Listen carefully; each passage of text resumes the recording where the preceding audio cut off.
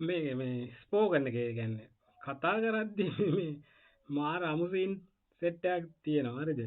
දැන් මේකත් ඒ වගේ හරි. හමුවටම ගන්න පුළුවන්. other than කියලා කියන්නේ මිසක් කියලා කියනවා. මිසක්. මිසක් කියලා කියන්නේ මෙන්න මෙහෙමයි ඈ. other than you. එතකොට මේක සිංහල හමු ලයින් එක තමයි ඔයා මිසක්. එතකොට ඔයා කියද්දී you නේ. ඔයා කියද්දී you මේක. එතකොට මිසක් කියන එක තමයි මේ other than. ඔයා මිසක්. දැන් අපි මෙහෙම ඒකට රිප්ලයි එක මේ උත්තරයක් මෙහෙම දෙන්න පුළුවන්. ඔයා මිසක් වෙන කවුද? කියලා කියන ඔයා මිසක් වෙන කවුද? who else? කවුද මේක කරේ කියලා කියද්දි who did that? කවුද මේක කරේ?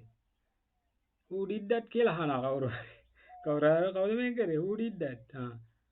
එතකොට උත්තරේ වෙන කවුද? ඔයා මිසක්. who else? එතකොට ඒක වෙනයි. who else? other than you. වෙන කවුද ඉතින්? ඔයා මිසක්. එතකොට මිසක් කියලා කියන්නේ other than. මිසක් මිසක් කියලා කියන්නේ එතකොට other than you නේ. ඒගොල්ලෝ මිසක් ඒ වගේ. ඔයා මිසක් ඒ වගේ අර ප්‍රශ්නෙට දැන් මිසක් කියලා කියන්නේ එතකොට other than. මෙන්න මෙහෙම. චූටි දෙයක්. පොඩිම දෙයක් මේ ස්පෝකන් එකේ ඉතින් හදාගන්න. ඒ හරි වැදගත් නේ ඉතින්. රයිට්. එච්චරයි.